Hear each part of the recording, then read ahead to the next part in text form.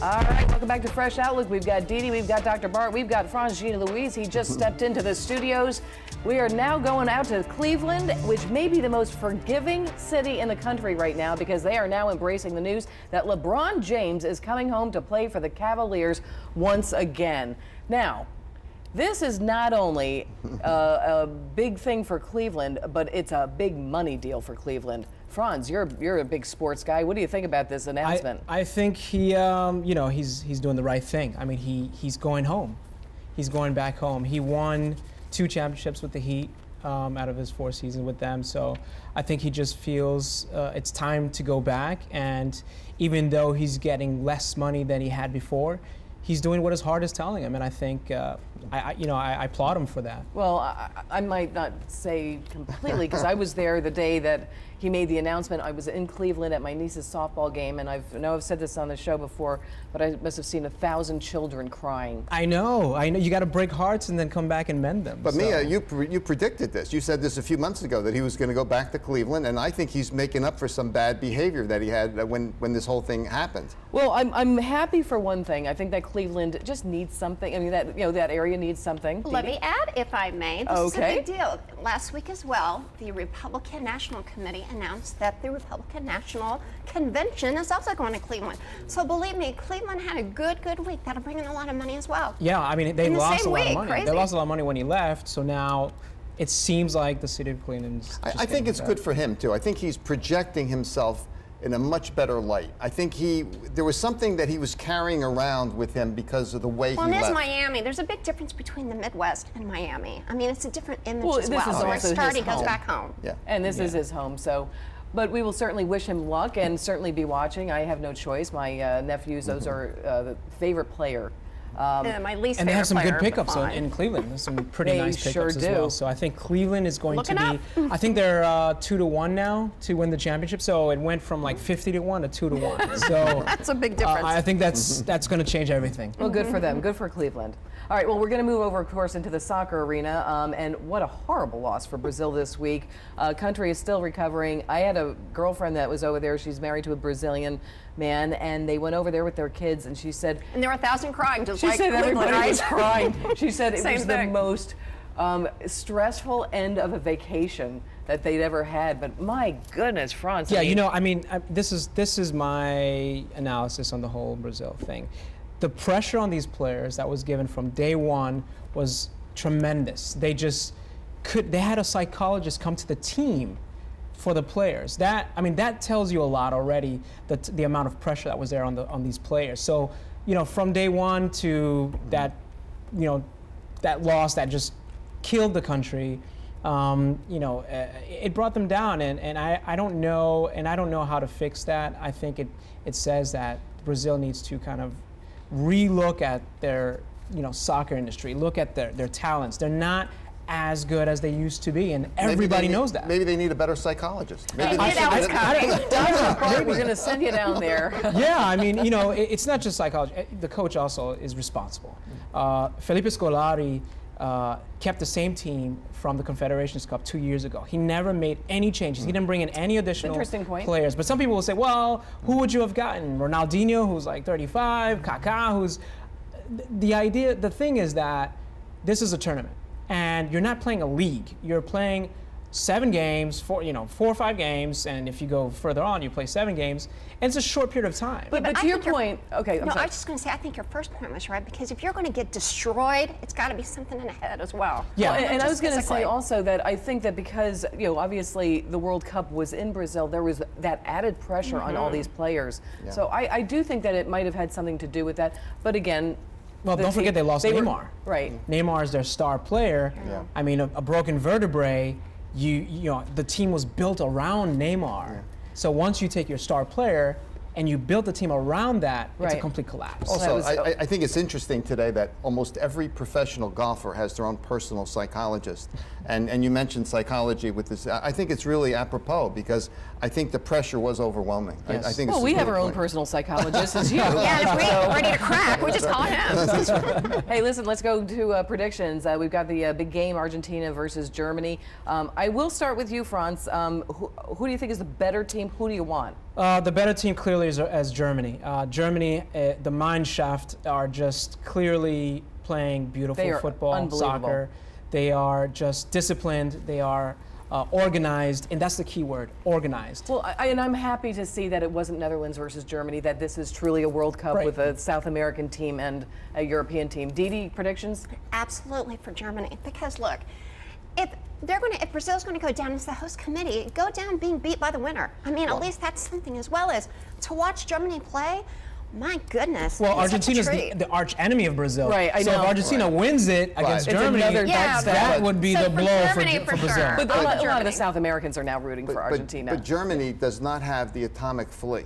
Oh my gosh. And Messi is the best player in the world. So I think, and I've been chirping about him. So I'm chirping about him. I'm going with him. Guy. It would be what a beautiful storyline, though. Yeah. Did you say who you wanted? I don't What's think you answered, did you? What team do you want to win? Germany will win 2-0. Okay, but did you want Argentina? Do you like the team better? No, I think Germany deserves it.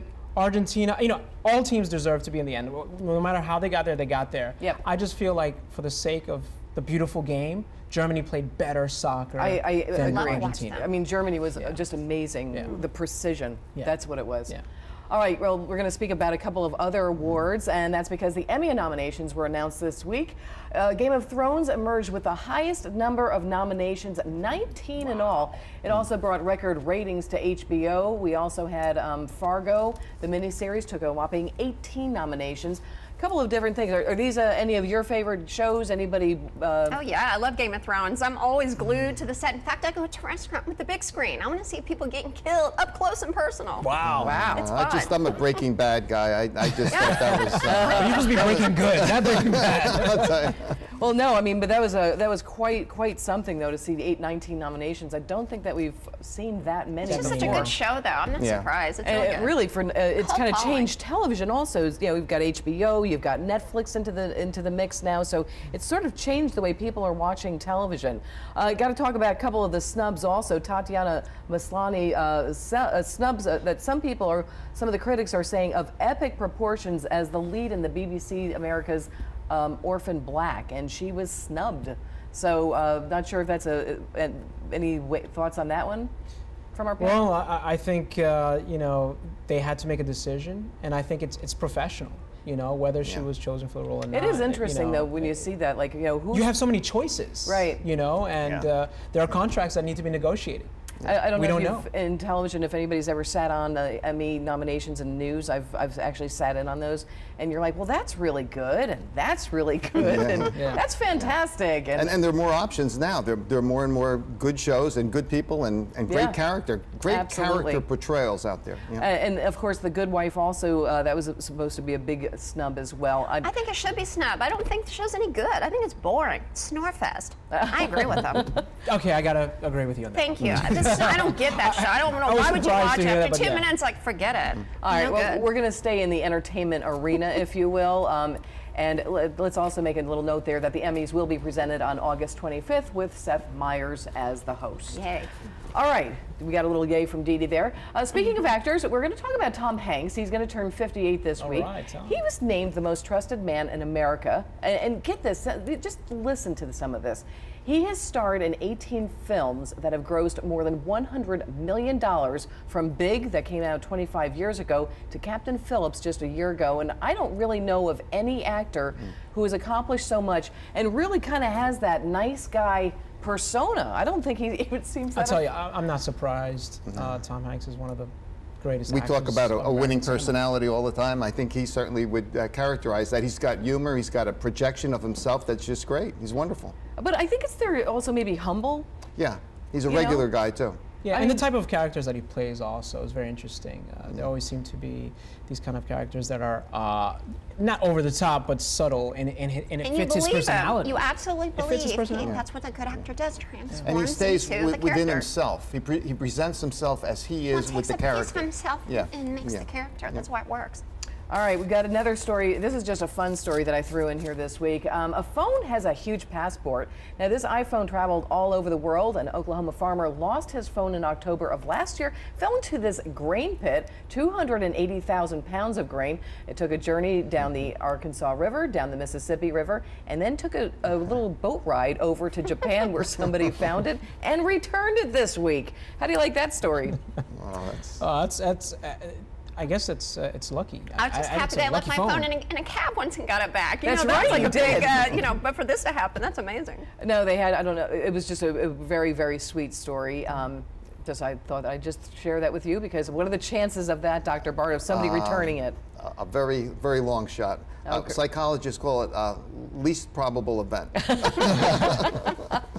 And we didn't say happy birthday to Tom Hanks, so happy birthday.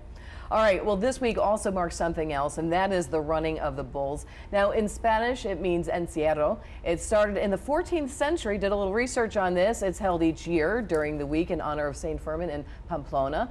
Basically, it started out as a way to bring the bulls to the corral to the bull ring. Now, among the rules to take part in the event are that participants must be at least 18 years old, run in the same direction as the bulls. Thought that was an interesting rule. Not get the bulls a little angry there, and not be under the influence of alcohol. Yeah, good luck with that. And I'm just wondering how many people they tested. Well, this year they had 7 people gored, including a man from New York. So the question is to the panel, with just a few seconds left, would you go running with the bulls? Absolutely. I think it'd be a great time. We need to have the New York guy on the show. Oh, that's easy to say. I would love to have that come over here because that's a cultural event in Spain. Now, I've seen a lot of bullfights in Portugal and Spain, but I haven't done the running of the bulls, but my mother did. Oh, cool. I'd have a drink and watch it. But yeah, I'll be like one of those fans from the balcony with a telescope. I'd have 3 drinks and run. It's just absolutely amazing to see, though, to think that they're going to go literally running with the bulls. We are glad that nobody else got hurt. To our panel, thank you very much. That's all we have time for this week. Many thanks to all of our guests and our viewers for spending an hour with us. On behalf of Dee Dee, myself, and the entire Fresh Outlook crew, thanks for watching. We'll see you again next week.